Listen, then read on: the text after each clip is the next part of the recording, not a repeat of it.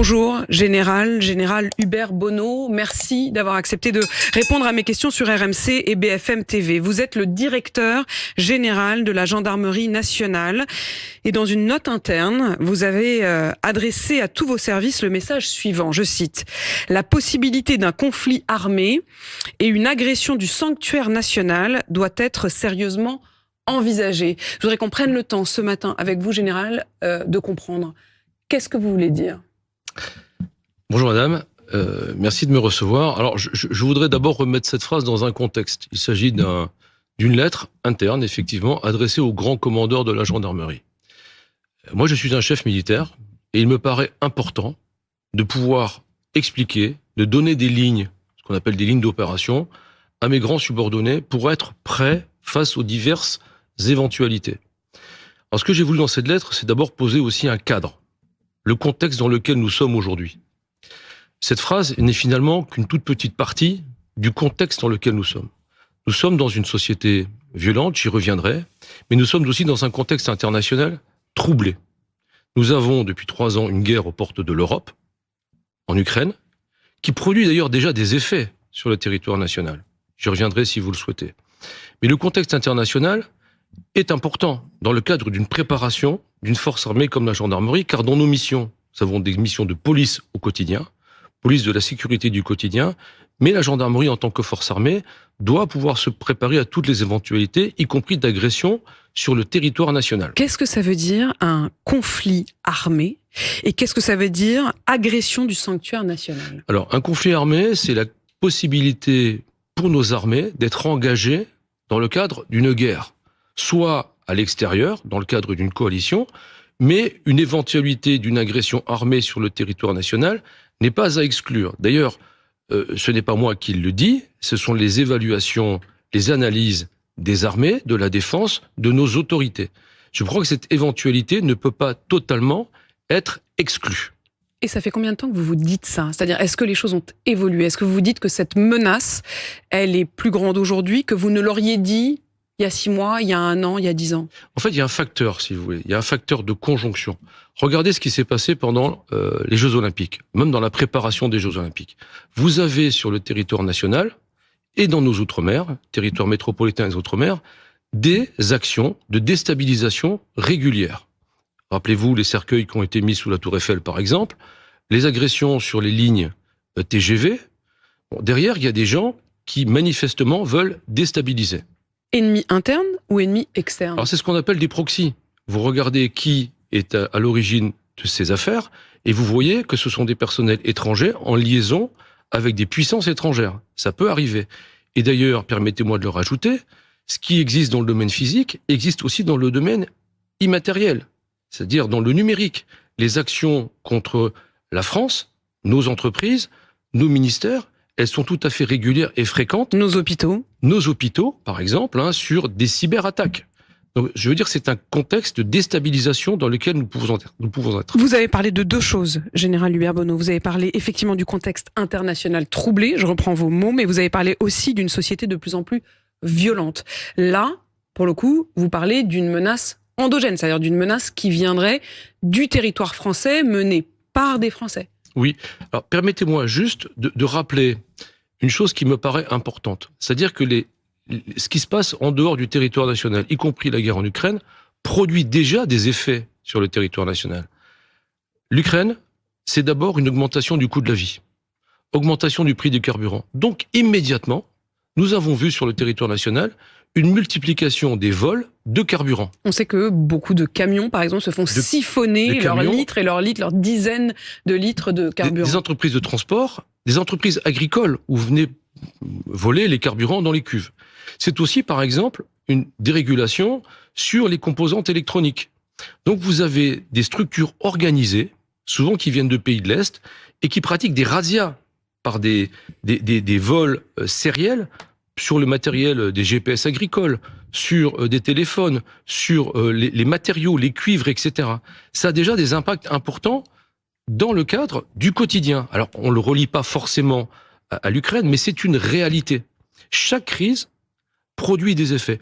Encore un autre exemple. Vous voyez, la crise du Covid, qui est une crise sanitaire. On pourrait se dire, il n'y a pas d'effet sécuritaire. Eh bien si. C'est-à-dire que les gens restent chez eux, donc le vecteur d'attaque, c'est le domicile des gens. Vous avez une multiplication des attaques cyber pendant la crise Covid, où finalement, on vient, entre guillemets, voler les gens chez eux. Et quand je dis qu'on a des violences qui s'exercent, pendant cette crise Covid, une fois de plus sanitaire, vous avez une explosion des violences dans le cadre intrafamilial.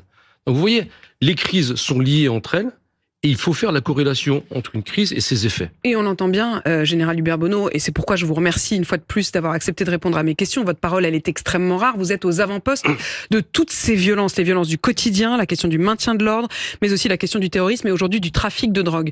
Quand vous dites, encore une fois, une société de plus en plus violente, à quoi faites-vous référence en particulier ? Moi, je suis frappé depuis quelques années déjà par la montée des radicalités.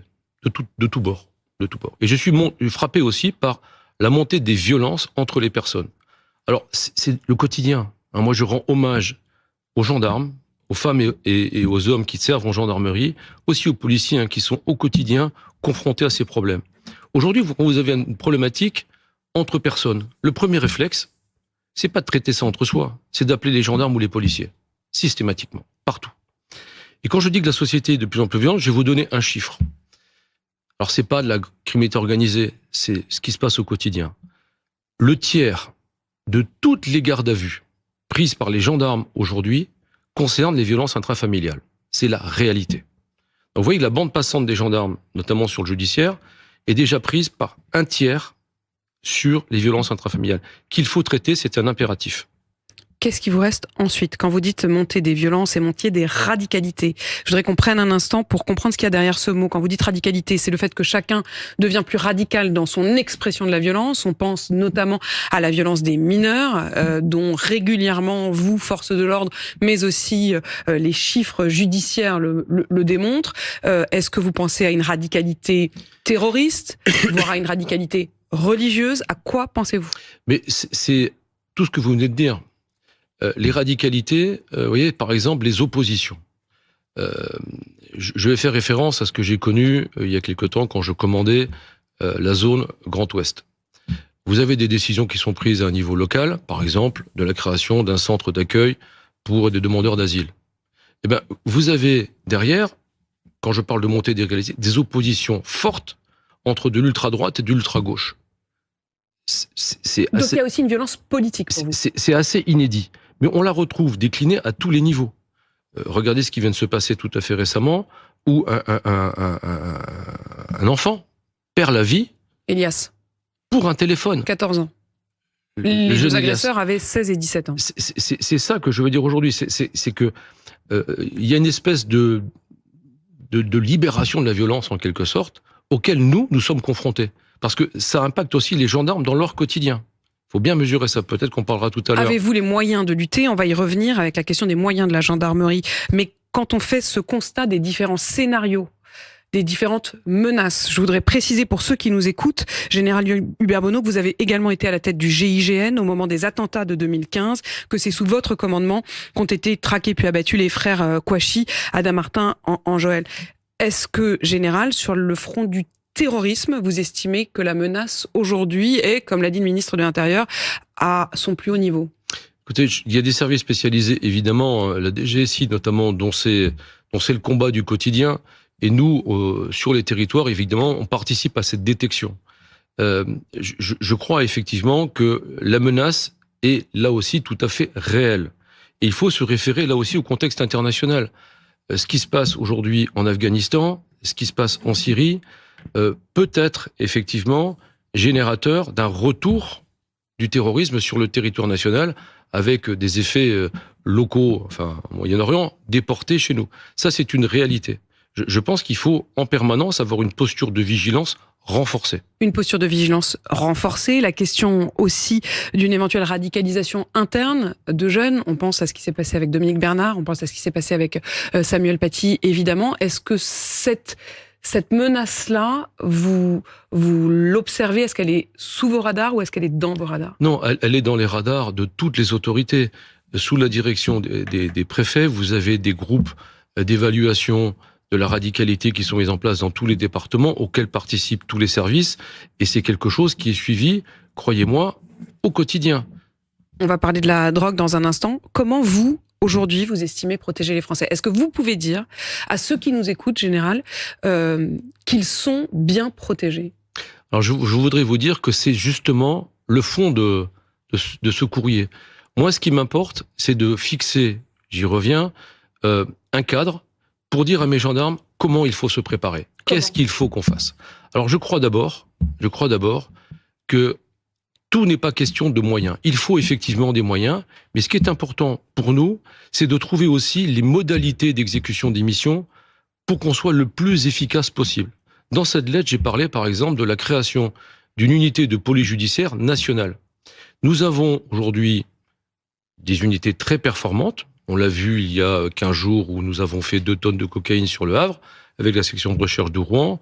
L'affaire Monsieur Ballan, l'enlèvement du spécialiste des crypto-monnaies. Vous avez réussi à mettre fin à cet enlèvement, à le libérer. Nous avons des unités qui sont spécialisées, mais je pense qu'on peut être encore plus efficace par un regroupement de ces unités au sein d'une grande structure nationale. Avec la police ? Avec la police, en liaison avec la police. Gendarmerie. Tout ça, ça fait partie de l'organisation des forces de l'ordre face à la criminalité organisée. Monsieur le ministre a voulu, d'ailleurs, en la matière, restructurer une partie des unités de police judiciaire du ministère sous l'égide d'un état-major de criminalité organisée qui est commun à la police nationale, à la gendarmerie nationale. Et vous saluez cette décision ? Bien sûr, on va dans le sens de l'efficacité. Donc ça, c'est très important au quotidien. La question de l'efficacité, Général Hubert Bonneau, désormais, le narcotrafic, comme on dit, est considéré comme partout. Le trafic de drogue, petite ville, village, grande ville, ça n'est plus du tout l'apanage d'une ville comme Marseille dont on parlait pendant longtemps. Le ministre de l'Intérieur a parlé d'un risque de mexicanisation. Est-ce que vous le constatez ? Alors moi, ce que je voudrais vous dire, ce que nous constatons, nous, déjà, sur le terrain. Parce que de toute façon, tout part du terrain. Aujourd'hui, vous voyez, les zones de trafic de stupéfiants, vous avez une totale porosité entre la zone de police nationale et la zone gendarmerie nationale. En gros, entre les grandes villes, les zones périurbaines et les zones rurales. Il y a une totale porosité. Et donc, ce qu'on constate aussi, c'est une explosion des trafics. Explosion des violences, explosion des trafics, le constat est assez pessimiste tout de même. Hein. Vous avez parlé d'une libération des violences et là vous parlez d'une explosion des trafics. Je suis désolé de ce constat, mais j'essaie d'être lucide par rapport à ce qui se passe. Donc on doit s'organiser par rapport à ça. On doit vraiment s'organiser. C'est-à-dire que traiter les points de deal, c'est une nécessité. Traiter les trafics Uber-Sheet, c'est une nécessité. Mais je crois qu'aujourd'hui, l'élan qui est donné, c'est un élan pour casser les organisations. Et notamment sur le blanchiment. Les petits ruisseaux font les grandes rivières. Les petits trafics alimentent la criminalité organisée. Mais est-ce que vraiment vous avez les moyens de vous pencher sur chaque petit trafic ? Je voudrais vous emmener à Ganges, Général. Ganges, c'est une petite commune de l'Hérault de moins de 4000 habitants. Notre reporter pour RMC, Anna Jojar, a été y passer 48 heures. Et en quelques heures seulement, elle a rencontré des dealers parce qu'ils sont là quasiment à ciel ouvert, librement exposés, comme le lui a dit une des habitantes, aux heures de pointe entre Carrefour et Auchan. Elle a notamment rencontré un jeune homme, il a 25 ans et il deal de cannabis depuis 5 ans. Ça m'est tombé dessus, c'est un collègue qui m'a proposé, de base 10 grammes, 20 grammes, et ça a commencé comme ça. Je me vois pas arrêter. Je me dis même si je travaille, je ferai ça. Je suis pas très inquiet pour le plus. Normalement, ils te contrôlent pas. Genre même, ils passent en voiture, et jamais ils te contrôleront. On te contrôle pas, ils passent en voiture, mais jamais ils te contrôleront. Ils touchent jusqu'à 500 € par mois grâce à la drogue. Écoutez, moi, un sentiment d'impunité tout de même. Il peut y avoir un sentiment d'impunité. Une fois de plus, ces trafics sont connus. Hein, vous avez sur des points de deal, vous avez des guetteurs, vous avez des vendeurs. Parfois, ils ne connaissent même pas leur commanditaire. Enfin, on leur fournit de la drogue. Ils doivent rendre des comptes sur ce qu'ils ont vendu. Bon, il faut s'attaquer à ces personnes. Bien évidemment, il faut les interpeller. Je pense que là-dessus, le plus important, c'est d'essayer de remonter les filières sur les N+1, les N+2, ceux qui organisent les trafics. Il faut essayer de faire le maximum pour les prendre sur les structures, sur le blanchiment des produits, de la vente de produits stupéfiants. C'est un effort constant sur lequel nous devons aller. Général, quand Bruno Retailleau parle d'un risque de mexicanisation, est-ce qu'on n'entend pas aussi la question du risque de corruption à bas bruit ? Est-ce que vous êtes confronté à cette question-là ? Bien sûr, tout le monde est confronté à cette question. Vous voyez, si vous prenez des exemples au niveau européen, la Belgique, vous prenez les Pays-Bas. Ils sont confrontés à ces problématiques sur des grands ports, Rotterdam, Anvers, etc. Nous avons les mêmes problèmes. C'est-à-dire qu'aujourd'hui, la demande est telle qu'il y a en permanence des apports en grand nombre. Mais est-ce que ça veut dire aussi que vos hommes, général, sont confrontés à une forme d'intimidation, de violence, voire de corruption? Permettez-moi juste de revenir là-dessus parce que c'est important. Vous avez des zones sur lesquelles on va par facilité, parce que quand vous avez des milliers de containers, c'est assez facile de dissimuler dans ces containers des produits stupéfiants. Ce qui est intéressant de noter, c'est la diversification des modes d'opération. Aujourd'hui, vous avez de l'arrivée de produits stupéfiants par des bateaux de moindre tonnage, dans des ports secondaires. Vous avez de l'arrivée de produits stupéfiants par des voiliers. Donc, d'abord, nous, ce qu'on doit faire, c'est augmenter le contrôle et la surveillance du trait de côte. Ça, c'est un premier point. Deuxièmement, on doit lutter contre les phénomènes de corruption. Parce que pour sortir de la drogue d'un port, ça se fait pas comme ça. Donc, il y a tout Donc, il y a forcément une complicité, sans dire corruption. Il peut y avoir une complicité, et il y a souvent de la corruption. Il peut y en avoir. C'est quelque chose qu'on regarde de très près, parce que la puissance de l'argent en face est considérable. Considérable. Général, avez-vous les moyens de lutter aujourd'hui? Est-ce que vous estimez, vous avez dit tout n'est pas une question de moyens, mais tout de même, il y a 135 gendarmes en tout. On sait que vous avez du mal, y compris à recruter. Vous devez renouveler 15% de vos effectifs chaque année. Vous faites face à des difficultés parfois de fidélisation. J'imagine, après le constat que vous venez faire, qu'en effet, il faut être quand même motivé et extrêmement courageux pour faire ce métier. Il y a la question quand même du revenu. Il y a la question aussi du logement. Les brigades dorment dans des logements qui sont parfois vétustes. Avez-vous les moyens face à cette menace que vous venez de nous décrire? Ce que vous venez de dire, c'est beaucoup de choses. Moi, je vais vous dire mon ressenti, et qui est un ressenti d'homme de terrain, d'opérationnel. Je reviens à cette lettre. Moi, dans cette lettre, je demande aux gendarmes de travailler leur rusticité, d'être robustes. Parce que j'ai besoin d'hommes et de femmes sur le terrain. Mais ça se travaille comment, la rusticité? Ça se travaille au quotidien. Nos gendarmes, comme nos policiers d'ailleurs, sont confrontés à toute la misère de la société. Il faut imaginer ça. C'est-à-dire qu'un gendarme, au quotidien, sur un accident de la route, il voit des morts. Il arrive dans des fermes où il y a des gens qui se sont pendus. Il arrive sur des homicides. Il est confronté en permanence, violence intrafamiliale, violence sur les mineurs. On a besoin d'hommes et de femmes résilients, forts. Moi, j'ai besoin d'avoir des gendarmes qui représentent un pilier pour la société. C'est impératif. Donc, dans la formation des gendarmes aujourd'hui, nous mettons beaucoup de rusticité pour durcir. Accompagnés ? Bien sûr. On fait un gros effort aussi sur l'accompagnement des gendarmes. Mais ça, c'est essentiel. Moi, je commande une armée. Je veux des gens qui soient capables de faire face en permanence. Et de ce point de vue-là, madame, nous sommes prêts. Moi, je n'ai aucun problème, contrairement à ce qui a pu être dit, de recrutement dans la gendarmerie. C'est faux. Je représente une grande institution qui réalise son schéma d'emploi. Regardez ailleurs. Moi, je n'ai aucun problème. Cette année, nous avons recruté plus de 12 000 hommes et femmes sans aucune difficulté. Nous avons des ETP supplémentaires dans le cadre de la LOPMI, des effectifs temps plein, Merci. Qui ont été accordés. Donc nos écoles tournent à plein régime. Moi, je vois des jeunes aujourd'hui, et ça, c'est très rassurant. J'ai peut-être un discours un peu pessimiste, mais donnons une note d'espoir. J'ai beaucoup de jeunes qui veulent rentrer dans la gendarmerie. Je n'ai aucune difficulté de recrutement. Et je rajouterais, c'est la même chose pour les réservistes. Aujourd'hui, j'ai 35 000 réservistes dans la gendarmerie. Je compte monter à 50 000. La majorité d'entre eux, ce sont des jeunes qui font des préparations militaires gendarmerie, qui aujourd'hui sont pleines. Donc ça veut dire quoi? Ça veut dire qu'on a aussi des concitoyens qui veulent servir, mais véritablement, qui veulent être utiles à notre société. L'avantage pour eux, quand ils rentrent dans la réserve gendarmerie, c'est qu'ils sont employés là où ils habitent, comme les gendarmes, et ils intègrent une unité. Et de ce point de vue-là, je le répète, je n'ai aucune difficulté. Vous parlez des jeunes, une dernière question. Il y a eu ces émeutes en juillet 2023, après la mort de Naël, qui pour la première fois ont eu lieu sur tout le territoire et sur des villes de toute taille. Est-ce que vous vous dites aujourd'hui que ces émeutes pourraient encore être possibles? Tout est possible. Je crois qu'en permanence, si vous voulez, nous, on est celui qui commande la gendarmerie d'abord, c'est l'événement.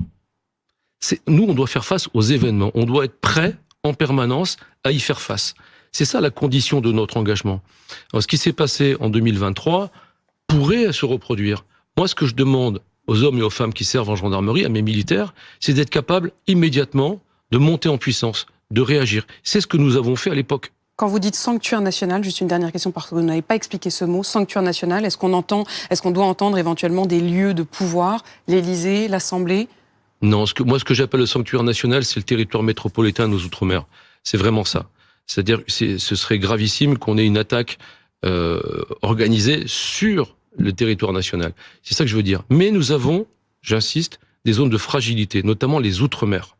Les Outre-mer parce que ce qui se passe dans nos Outre-mer, avec une montée très importante de la population, des frontières parfois un peu poreuses, par exemple, avec ce qui se passe en Guyane, ce sont des sujets de préoccupation quotidien.